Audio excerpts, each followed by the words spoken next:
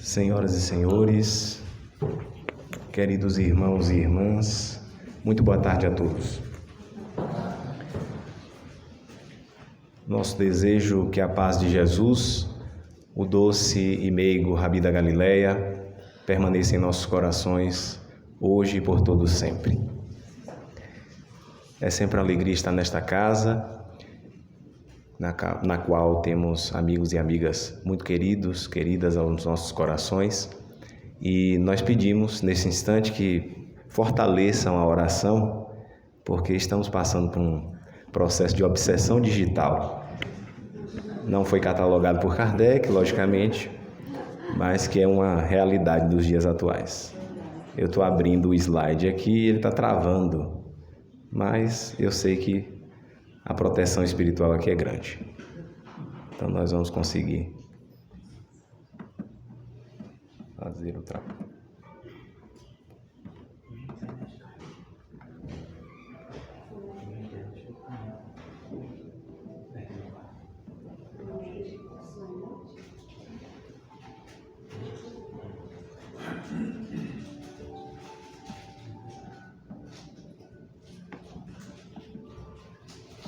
Está mais sério do que eu pensei, viu?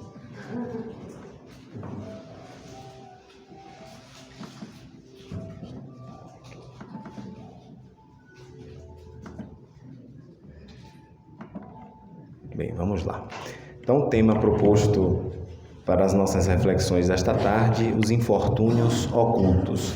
Nós começamos com o significado de infortúnio, que significa acontecimento desastroso, calamitoso, em que há infelicidade, desgraça, sorte ruim, circunstância fúnebre, funesto, infelicidade.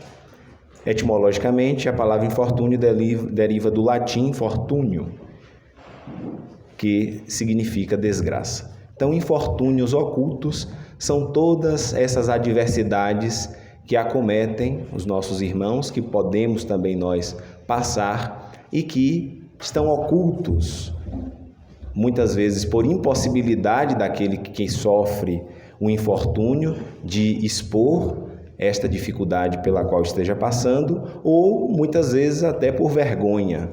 Então, nós temos no Evangelho, no capítulo 13, uma recomendação para que nós aprendamos a ir de encontro a estes infortúnios ocultos. Para início das nossas reflexões, nós trazemos a questão 793 de O Livro dos Espíritos, na qual Allan Kardec pergunta aos espíritos: por que indício se pode reconhecer uma civilização completa? E esta pergunta nos ajudará a compreender o tamanho do nosso desafio. Olha a resposta que os espíritos nos dão. Reconhecê-la-eis pelo desenvolvimento moral. Credes que estáis muito adiantados, porque tendes feito grandes descobertas e obtido maravilhosas invenções. Todavia, não tereis verdadeiramente o direito de dizer-vos civilizados, senão quando de vossa sociedade houverdes banido os vícios que as desonram e quando viverdes como irmãos, praticando a caridade cristã. Até então, sereis apenas povos esclarecidos, que hão percorrido a primeira fase da civilização. Então, esta questão, os espíritos nos informam que a gente acha que é civilizado. Nós somos apenas povos esclarecidos. Eles nos dizem que nós atingimos apenas a primeira fase da civilização, ou primeira fase para a civilização, que é a da instrução, e que para que nós cheguemos a este marco civilizatório, nós precisamos banir os vícios que a desonram. E nós precisamos implantar em nossa sociedade a caridade cristã. Então nós percebemos assim que nós, povos esclarecidos que somos, precisamos avançar nestas conquistas morais. E para avançarmos, precisamos ter em mente esta prática da caridade cristã. E nós vamos ver que caridade cristã é essa. Na 886, Kardec questiona qual o verdadeiro sentido da palavra caridade, como a entendia Jesus. Aí temos a caridade cristã. Porque muitas vezes nós limitamos, restringimos o sentido da palavra caridade para apenas a doação de coisas, de objetos. E nós somos convidados a lançar um olhar mais profundo em torno desta palavra. E os Espíritos respondem que Jesus entende esta palavra caridade como sendo benevolência para com todos, indulgência para com as imperfeições dos outros e perdão das ofensas. Então, quando falamos da prática da caridade cristã, nós estamos falando do BIP, que muitos de nós chamamos do alerta para os espíritas cristãos, que somos todos nós, que é a benevolência para com todos, indulgência para com as imperfeições alheias e perdão das ofensas. Nós vamos, à medida que vamos aprofundando esse estudo, vamos percebendo o tamanho do desafio que é para todos nós a vivência desta caridade cristã. Porque a primeira palavra, benevolência, não é benevolência para com quem a gente gosta.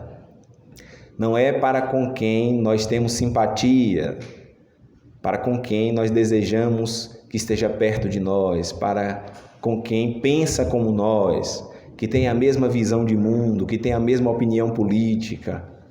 É benevolência para com todos, inclusive com aqueles que se colocam diante de nós como adversários, aqueles que não pensam como nós, aqueles que têm atitudes que não são tão boas. É uma recomendação para a vivência dessa caridade cristã, a benevolência para com todos, para com aquelas pessoas que nós temos afeto, simpatia, e para aqueles desafetos, aquelas pessoas que nós temos dificuldades. Indulgência para com as imperfeições alheias é um desafio para que nós percebamos que, se nós somos imperfeitos e precisamos da indulgência alheia, é também um dever, constitui um dever, nós usarmos de indulgência para com as imperfeições dos outros. Veja que indulgência não significa conivir com o erro de quem quer que seja. É acolher o indivíduo sem acolher o erro. Nós temos o exemplo máximo de indulgência em Jesus, diante da mulher flagrada em adultério e diante dos seus algozes, ele acolhe tanto ela quanto os seus algozes, demonstrando para eles que eles também tinham imperfeições, e por isso vai dizer: aquele que não tiver pecado, que atire a primeira pedra. Joana de Anjos diz que nesta passagem do Evangelho, Jesus vai realizar a primeira psicoterapia grupal, acolhendo tanto aquela mulher equivocada quanto aqueles que se autodeclaravam na condição de seus juízes. E Jesus, então, dialogando com ela, diz: mulher, ninguém te condenou. Onde estão os teus acusadores? E ele então vai dizer: eu também não te condeno, vá e não tornes a pecar. Esta é a postura da indulgência, acolhe o indivíduo sem conivir com o erro. Agora foi. Na 888, Kardec então pergunta: o que se deve pensar da esmola? Os Espíritos respondem: condenando-se a pedir esmola, o homem se degrada física e moralmente. Embrutece-se. Uma sociedade que se baseie na lei de Deus e na justiça deve prover a vida do fraco sem que haja para ele humilhação. Deve assegurar a existência dos que não podem trabalhar sem lhes deixar a vida à mercê do acaso e da boa vontade de alguns.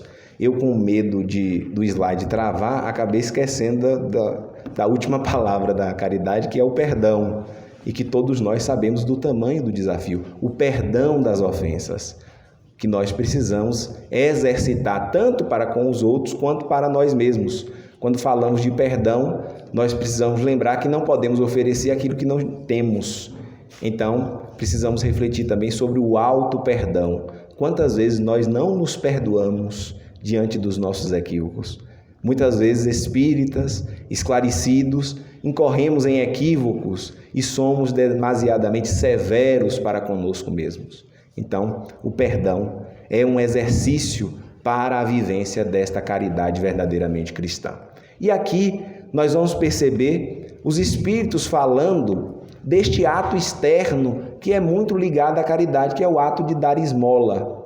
E aqui nós vamos ver os Espíritos, nós vamos lembrar que o Livro dos Espíritos, em sua edição definitiva, foi publicado em 1861. E nós vemos nesta questão 888, mais de 2 décadas, com mais de 2 décadas de antecedência, os Espíritos recomendando a previdência social. Nem sequer existia previdência social em nenhuma parte do mundo. E os Espíritos já nos traziam esta ideia. Somente na Prússia, atual Alemanha, em 1883, instituiu-se o primeiro sistema de seguro social. Aqui no Brasil, só foi surgir em 1921, então muitas décadas depois. Então nós vemos os Espíritos, não somente nesta questão, como em outras, à frente do seu tempo, antecipando avanços que a sociedade que a sociedade alcançaria. O item A, Kardec então questiona: dar-se-á reproveis a esmola? Então, a primeira pergunta fica parecendo que os Espíritos estão dizendo: olha, não é para dar esmola. Mas olha o que os Espíritos respondem: não, o que merece reprovação não é a esmola, mas a maneira por que habitualmente é dada. O homem de bem que compreende a caridade de acordo com Jesus, portanto, a caridade cristã, vai ao encontro do desgraçado sem esperar que este lhe estenda a mão. Então nós vamos perceber que Deus não julga os atos em si. Deus sonda os nossos corações. Então pouco importa o que nós fazemos. O que vai ser decisivo para uma consciência tranquila ou uma consciência pesada será o que nos motiva, o que nos move.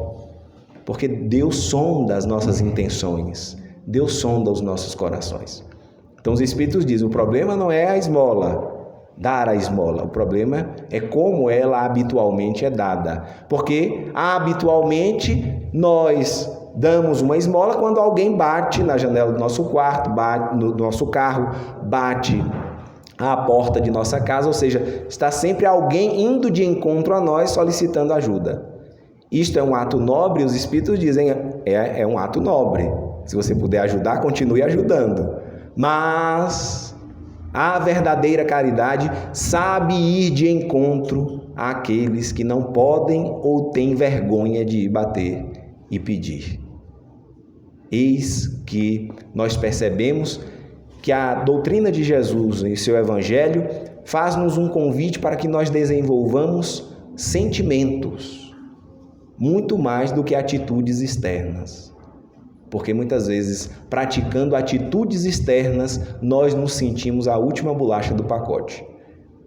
E não por acaso, este item, os infortúnios ocultos, se encontra no capítulo 13 do Evangelho segundo o Espiritismo, cujo título é: não saiba a vossa mão direita o que dá a vossa mão esquerda. E veja que não saiba a mão do próximo o que dá a sua mão, não saiba a vossa mão esquerda o que faz a mão direita. A mão direita, que no judaísmo tinha um símbolo de justiça. Então, todos os atos nobres de justiça, não saiba a vossa mão esquerda. Ou seja, muito cuidado com o nosso conceito em relação a nós mesmos quando fazemos o bem. Porque se a gente se sente a última bolacha do pacote, isto é um problema. E nós vamos aprender com a doutrina dos Espíritos que nós somos convidados a uma obra interna, a modificar os nossos corações, muito mais do que atitudes externas. Através desta modificação dentro, naturalmente, faremos obras externas. O problema é quando a gente se preocupa muito com o externo, negligenciando a obra do coração que Jesus nos convida há mais de 20 séculos. Então, a passagem evangélica registrada por Mateus, no capítulo 6, versículos de 1 a 4, Jesus irá nos dizer: tende cuidado em não praticar as boas obras diante dos homens, para serem vistas, pois do contrário, não recebereis recompensa de vosso Pai que estais nos céus. Assim, quando derdes esmola, não façais tocar a trombeta diante de vós, como fazem os hipócritas nas sinagogas e nas ruas, para serem louvados pelos homens. Digo-vos em verdade que eles já receberam sua recompensa. Quando derdes esmola, não saiba a vossa mão esquerda o que faz a vossa mão direita, a fim de que a esmola fique em segredo, e vosso Pai, que vê o que se passa em segredo, vos recompensará. E aí nós vamos percebendo que cada vez mais que nós vamos aprofundando o estudo da doutrina espírita, nós vemos que o desafio para que nos tornemos pessoas melhores vai também crescendo. Quando a gente acha que já está bom demais, a doutrina vem e diz, não, é preciso avançar um pouco mais. E assim se dá, porque nós vemos pessoas chegar na casa espírita e dizer assim, olha, eu sou uma pessoa muito boa porque eu não faço mal a ninguém. Foi lido aqui no início o capítulo O Homem de Bem, no sentido de gênero humano. E geralmente quando estamos trabalhando esta parte do Evangelho na casa espírita, comumente nós perguntamos primeiro às pessoas, você se considera um homem de bem, uma mulher de bem? E geralmente as pessoas dizem, olha, sim, eu não faço mal a ninguém, eu cumpro com meus deveres. E aí depois que a gente lê o texto, dá uma vergonha, porque Kardec já começa, na primeira frase ele diz, o verdadeiro homem de bem é o que pratica a lei de justiça, amor e caridade em sua maior pureza.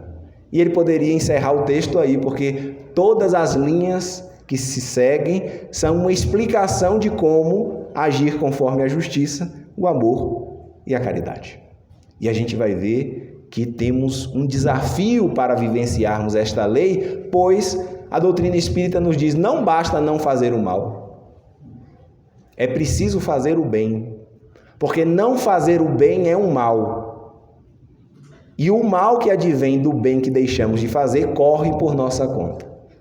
Então, muitas vezes, ao chegar à casa espírita, nós temos esse choque. Olha, não basta ficar na omissão.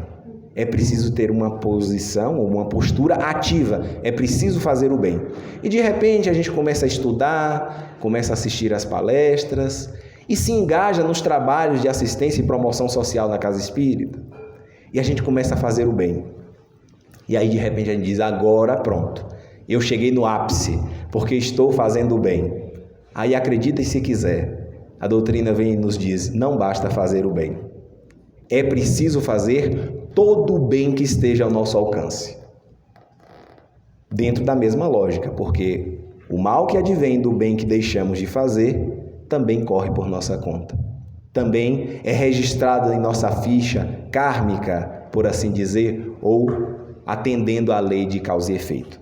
Então nós vamos perceber que nós temos um desafio constante, que é o de analisarmos quais são as nossas potencialidades e tentar fazer todo o bem que esteja ao nosso alcance.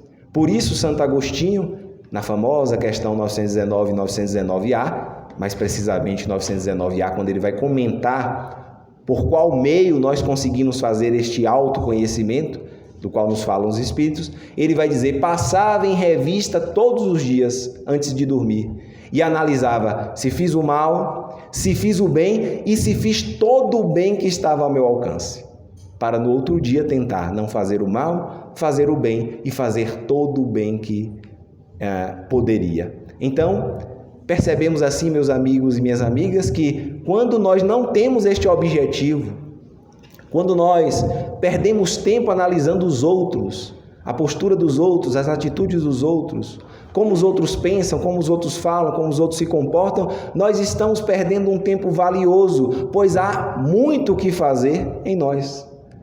Porque vejam, certamente nós nos equivocamos, então ainda estamos fazendo mal.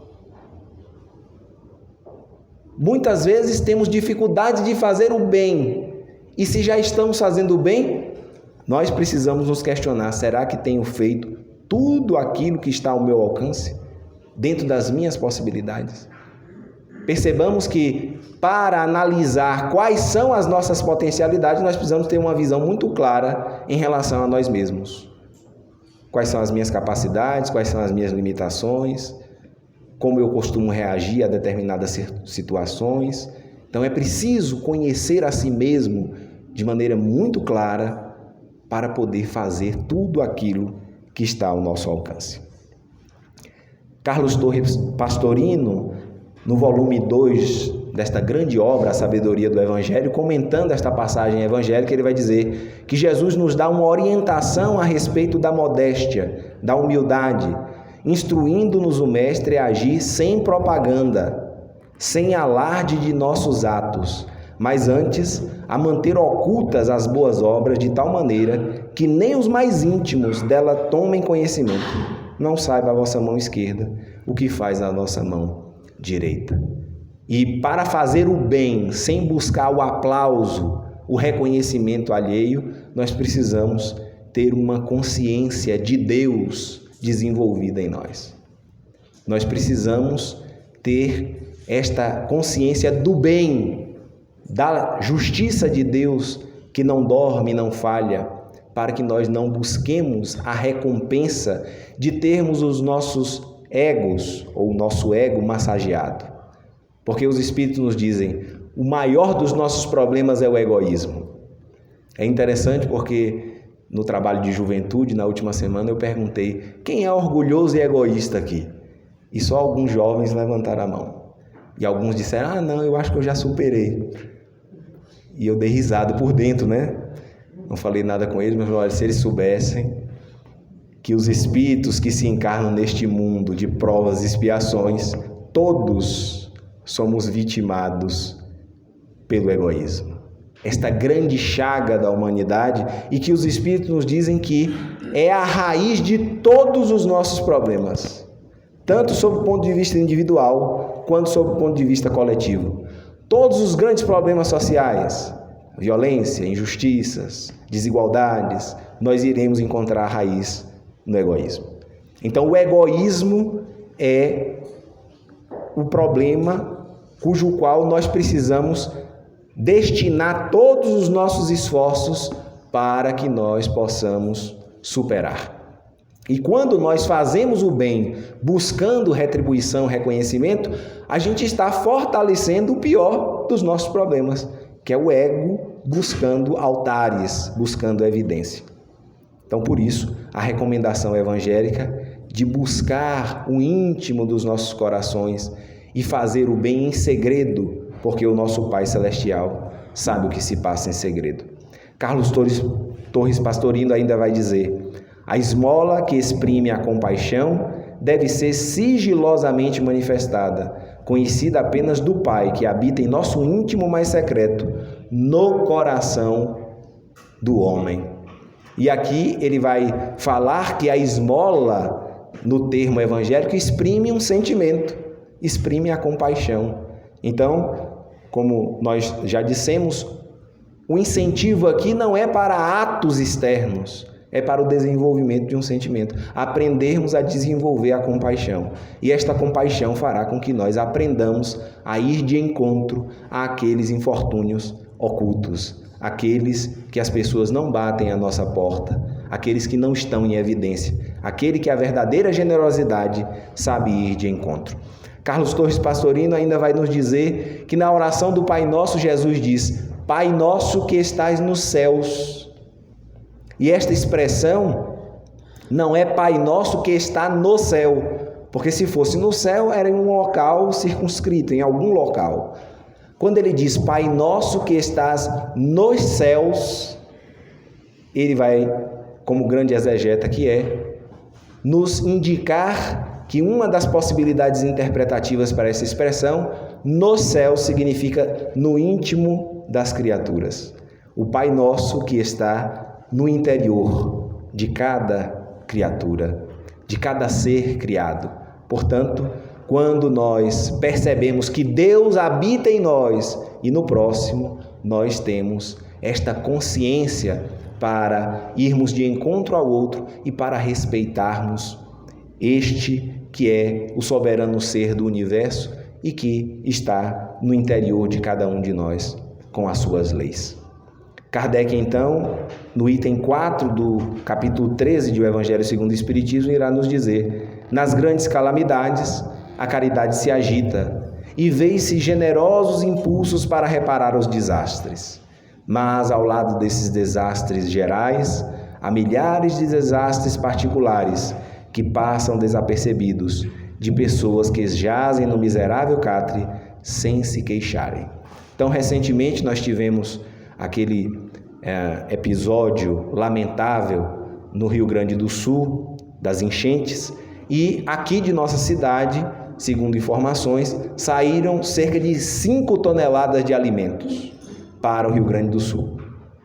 Então nós vemos, quando há estas calamidades, essas grandes calamidades, a generosidade, há impulsos generosos para reparar os desastres. Mas os Espíritos nos esclarecem de que ao lado, paralelo a esses desastres gerais, há inúmeros, milhares de desastres particulares. Muitas vezes na mesma rua onde nós moramos, no mesmo bairro, no ambiente de trabalho, com as pessoas de nossa vida de relação que passam desapercebidos e que nós somos convidados, portanto, a desenvolver o sentimento, a apurarmos o sentimento da compaixão que fará com que nós tenhamos olhos de enxergar aqueles que estão sofrendo. Kardec vai dizer: são esses os infortúnios discretos e ocultos que a verdadeira generosidade sabe descobrir. Veja que quando nós nos movemos, quando nós nos mobilizamos nos grandes desastres, é também generosidade. É um passo que estamos dando. Mas os Espíritos nos dizem da verdadeira generosidade. Ele diz: a verdadeira generosidade sabe descobrir sem esperar que venham pedir assistência. Joana de Ângeles, no livro Jesus e o Evangelho à Luz da Psicologia Profunda, comentando este capítulo 13 de O Evangelho segundo o Espiritismo, vai dizer: a beneficência é o movimento que parte da emoção. Veja que Joana vai reforçar o que estamos refletindo nesta tarde, o que Carlos Torres Pastorino vai evidenciar, e ela vem reafirmar. A beneficência é o movimento que parte da emoção, buscando reumanizar aquele que perdeu o contato com sua origem espiritual. Então, todos nós somos convidados a trabalhar as nossas emoções, a lapidar os nossos sentimentos para o desenvolvimento da compaixão. Ainda em o Evangelho, Jesus e o Evangelho à Luz da Psicologia Profunda, Joana vai dizer: não havia para esse autoconhecimento recurso melhor e mais oportuno do que a beneficência, que se expressa mediante o anonimato das ações dignificantes, de forma que a sua prática não receba o prêmio da gratidão do beneficiado, nem o reconhecimento do grupo social, oferecendo mecanismo de exaltação da persona, que se rejubila com as homenagens, dificultando o eu superior planificar-se em Deus, por haver fluído a recompensa ao orgulho e à vaidade, através da glorificação dos feitos. Então, Joana vai nos falar que nós precisamos aprender a diminuir os incentivos ao ego dominador e aprendermos a desenvolver este eu superior, que ela vai denominar de self. Então, ela diz que quando nós, pelos atos que praticamos no bem, buscamos a recompensa, o reconhecimento, nós estamos fortalecendo o ego e fazendo com que este eu superior não se manifeste. Então, Kardec, como já foi lido aqui, no capítulo 17 do Evangelho segundo o Espiritismo, vai dizer: o verdadeiro homem de bem é aquele que pratica a lei de justiça, amor e caridade em sua maior pureza. E aí nós vamos perceber que justiça, amor e caridade são complementares. Não é possível praticar a justiça se não levar em conta o amor e a caridade. É impossível vivenciar a lei de amor se não estivermos atentos à justiça e à caridade. É impossível sermos caridosos se não levarmos em conta a justiça e o amor. Justiça, amor e caridade que se complementam. E aí nós vamos lembrar a definição que os Espíritos nos trazem sobre a justiça, para que nós percebamos quais são os passos que nós precisamos dar para a vivência desta lei. Porque muitas vezes nós ficamos esperando que esta compaixão surja de uma hora para outra. Porque nós vemos impulsos generosos de pessoas que estão em nosso entorno e nós sentimos que em nós falta. Então, nós ficamos esperando. Tem pessoas que dizem: enquanto não for verdadeiro, enquanto não for um impulso generoso, eu não farei. E Joana de Ângeles nos diz: se não conseguimos fazer espontaneamente, façamos por educação. Ou seja, nos esforcemos para fazer. E aí, para que nós possamos perceber o nosso desafio, Kardec pergunta: como se pode definir a justiça? E os espíritos respondem: a justiça consiste em cada um respeitar os direitos dos demais. E aí fica a pergunta para todos nós nesta tarde. Nas nossas atitudes diárias, no nosso cotidiano, naquelas atitudes mais corriqueiras, nós temos exercitado esta recomendação dos espíritos? Respeitar os direitos dos demais? Os espíritos estão nos dizendo: olha, para vivenciar a justiça, nós precisamos primeiro pensar nos direitos dos demais, delimitar de maneira muito clara o direito dos demais, para aí sim, a partir daí, saber quais são os nossos direitos. E nós temos um exemplo bastante prático de alguém que vivenciou esta lei, de alguém que morou aqui muito próximo de nós, no estado vizinho, nem tão próximo porque o estado é gigantesco, que é Francisco Cândido Xavier, o patrono desta casa. E ele, quando ia comprar tomate na feira, ele conseguia praticar esta lei. E a gente utiliza esse exemplo porque quando nós falamos de praticar a lei divina, a gente pensa em grandes obras, grandes feitos. E nós aprendemos com Jesus que o nosso desafio para vivenciar o Evangelho, que nos revelam estas leis de Deus, está justamente nos atos mais simples, mais corriqueiros da nossa vida. Então, um ato muito comum a qualquer adulto, que é o ato de ir à feira, Chico conseguia vivenciar a lei. E quando ele ia comprar tomate, ele pegava um tomate bom e não tão bom. Escolhia um tomate bom e um tomate ruim. E quem o acompanhava, certa feita, perguntou: mas Chico, que coisa estranha. Eu vejo que você escolhe um tomate bom e um não tão bom, por que isso? E ele disse: ah, minha irmã, é para que quem venha depois de mim também possa escolher um tomate bom. Se eu escolho só o bom, quem vem depois só sobra o ruim. Aí está um exemplo prático daquele que consegue pensar nos direitos dos demais antes de pensar no direito próprio. E Emmanuel vai dizer: a calamidade dos dias atuais é que nós evocamos para nós direitos. Ah, mas eu tenho direito de... Esquecidos, diz o benfeitor, de que esses direitos trazem consigo deveres recíprocos. Então nós evocamos direitos, esquecidos que também esses direitos trazem consigo deveres recíprocos. Se nós respeitássemos, delimitássemos de maneira muito clara o direito dos demais, não haveria mais ocorrências policiais por conta de perturbação do sossego e do trabalho alheio. Eu, como policial militar, atendo a diversas ocorrências dessa natureza e posso perceber na prática como é difícil vivenciar esta lei, porque quem liga o som alto e atrapalha o sossego e o trabalho alheio, quando nós chegamos para dialogar, geralmente diz: mas será que eu não tenho o direito de ouvir meu som? E se nós soubéssemos de que o outro tem o direito ao trabalho e ao sossego, nós saberíamos dosar melhor o volume do nosso som. Temos o direito de ouvirmos a nossa música, mas sem interferirmos no direito, sem ultrapassarmos o limite do direito dos outros. Kardec então pergunta na 879, qual seria o caráter do homem que praticasse a justiça em toda a sua pureza?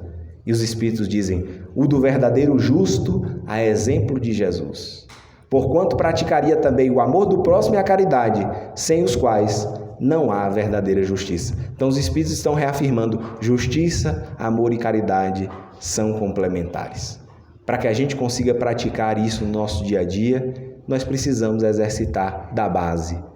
Nos nossos atos mais simples, saber, aprender a pensar no outro, a refletir na lei de amor, se nós gostaríamos de receber a atitude que estamos direcionando ao outro. Kardec então vai comentar: o amor e a caridade são um complemento da lei de justiça, pois amar o próximo é fazer-lhe todo o bem que nos seja possível e que desejáramos nos fosse feito. Tal o sentido dessas palavras de Jesus: amai-vos uns aos outros como irmãos. E nós vamos perceber que no final do messianato Jesus deixa um outro mandamento. Ele diz: um novo mandamento vos deixo, um novo mandamento vos dou, que vos ameis uns aos outros como eu vos tenho amado. E o amor que Jesus nos recomenda, e ele se coloca como exemplo, é o amor que, para além de dar coisas, se doa-se por completo. Então, ir de encontro aos infortúnios ocultos, muitas vezes nós não precisamos levar nada de material. Nós precisamos apenas levar um olhar de compreensão, um ombro para que a pessoa chore, uns minutos da nossa atenção, um abraço de acolhimento e de afeto. Tantos recursos, tantas riquezas que nós temos no espírito, os poderes, os potenciais do espírito, da nossa compreensão, da nossa inteligência, da nossa capacidade de auxiliar, e que muitas vezes nós continuamos em consciência de sono, como nos diz Joana, sem despertarmos para a realidade espiritual. Então, com essas palavras, meus amigos e minhas amigas, com estas reflexões, nós esperamos contribuir para que todos nós nos sintamos incentivados. Nós todos estamos aqui no mesmo barco, dizendo a grosso modo. Nós, quando somos expositores e trazemos estas reflexões, a algumas pessoas pode parecer que nós vivenciamos. E Jesus nos diz, confessai-vos uns aos outros. Este é um desafio para todos nós, inclusive para mim, que vos falo. Quando eu aqui vos falo, os ouvidos mais próximos da minha boca são os meus mesmos. Então, aqui temos um desafio para que nós possamos, através dos nossos esforços, através do nosso crescimento paulatino, ir ganhando forças, nos robustecendo no bem, para que um dia nós consigamos fazer todo o bem que esteja ao nosso alcance. Enquanto lá não chegamos, que nós possamos ir lutando contra as nossas más inclinações e superando a cada dia as nossas más tendências e assim nos fortalecendo neste caminho que Jesus nos aponta há mais de 2000 anos e que Ele espera pacientemente por todos nós. Nosso muito obrigado e muita paz a todos.